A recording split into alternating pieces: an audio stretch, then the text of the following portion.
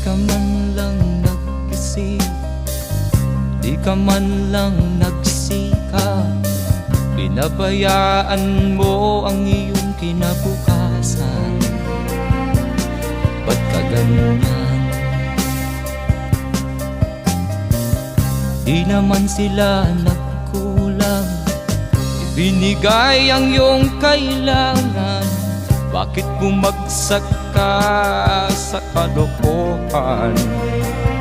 Nagpabaya ka, lagi kang naglalasing, magulang mo'y di pinapansin.